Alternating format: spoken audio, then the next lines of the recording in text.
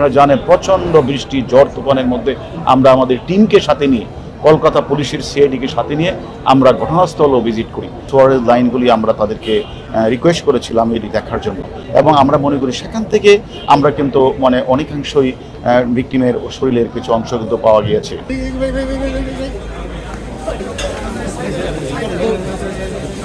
আপনারা জানেন বাংলাদেশের একজন সংসদ সদস্য অত্যন্ত জনপ্রিয়, তিনবার নির্বাচনে পাশ করেছেন। উনি একদম গ্রাসরুট লেভেল থেকে একজন নেতা, যাকে কলকাতার মাটিতে 13 তারিখ থেকে তাকে হত্যা করা হয়েছে। আমরা এই সংক্রান্ত বাংলাদেশে একটি মামলা রুজু হয়েছে এবং কলকাতা পুলিশও একটি হত্যা মামলা তারা সেখানে রুজু করেছে। তার ধারাবাহিকতায় যে আপনারা জানেন যে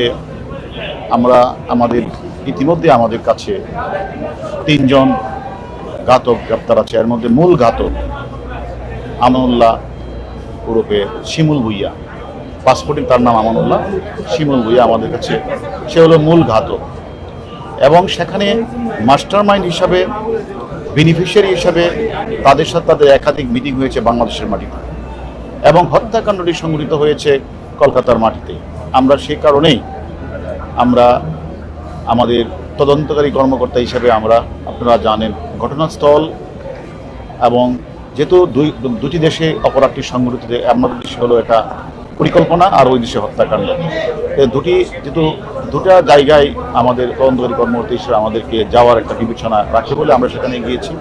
এবং আপনারা জানেন আমাদের যে মূল ঘাতকের কাছে আমরা অনেক তথ্যপত্র পেয়েছি।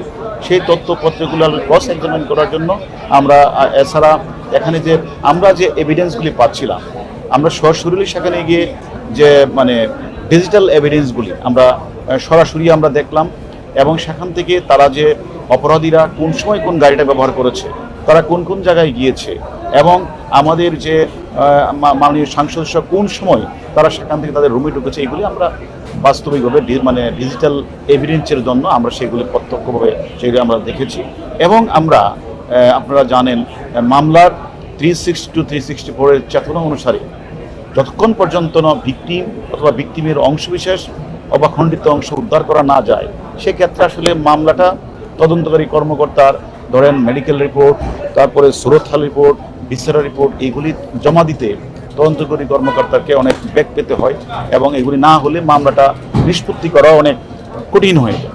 সেক্ষেত্রে আমরা মনে করেছি আমরা সেখানে গিয়ে আমরা সেখানে বিশেষ করে যে এখন সিআইডি পুলিশের চিফ মহোদয়ের সাথে দেখা করেছি।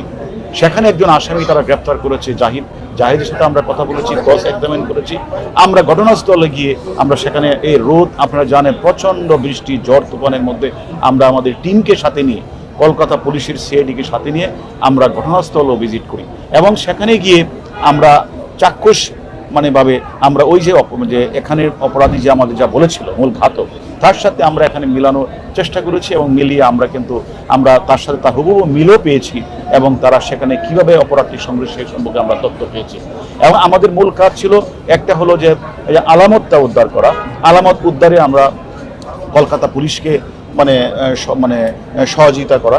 দ্বিতীয়ত ছিল আমাদেরকে সেখানে যে সিসিটিভি মাধ্যমে ডিজিটাল এভিডেন্স আমরা কালেকশন করা, এবং আমরা পাশাপাশি বিভিন্ন যে পারিপার্শ্বিক সাক্ষ্য প্রমাণগুলি রয়েছে ওই অপরাধীর কাছে আমরা যে তথ্যগুলি পেয়েছি সেগুলি আমাদের কাছে যে মূল অপরাধী গ্রেপ্তার মিলিয়ে দেখার কাজটা আমরা করেছি। আমি এই ক্ষেত্রে মনে করি যে যেহেতু আমাদের কাজ ছিল 3টা, একটি হলো আমরা সেখানে ঘটনাস্থলে যাব, আমরা সেখানে সবকিছু খতিয়ে দেখব, এবং আমরা তদন্তকারী কর্মকর্তার জন্য যে মূল বিষয় ভিকটিমের খণ্ডিত অংশ, পুরো অংশ অথবা অংশবিশেষ উদ্ধার করা। আমরা মনে করি যে এইরকম যে তারা এই বাসায় থেকে তারা যেভাবে তারা এই কাজটি করেছে, আমি মনে করি যে যে সেখানে যেভাবে তারা সেফটি ট্যাঙ্কি অথবা সোয়ারেজ লাইনগুলি আমরা তাদেরকে রিকোয়েস্ট করেছিলাম এটি দেখার জন্য, এবং আমরা মনে করি সেখান থেকে আমরা কিন্তু অনেকাংশই ভিকটিমের শরীরের কিছু অংশ কিন্তু পাওয়া গিয়েছে। এটা যদিও এটাকে এখন তারা ফরেন্সিক রিপোর্ট বা ডিএনএ টেস্ট করে চূড়ান্ত জানাবে। তবে আমরা প্রাথমিক যেটা মনে করি যে সেখানে স্বাভাবিকভাবে আর স্বাভাবিকভাবে এই মাংসগুলি এভাবে ফ্লাশের মাধ্যমে যায় না। সেক্ষেত্রে আমরা মনে করছি তারই হবে। তারপরেও আমরা একটা ডিএনএ টেস্ট হবে, ফরেনসিক করবে, তারপরে চূড়ান্ত জানা যাবে।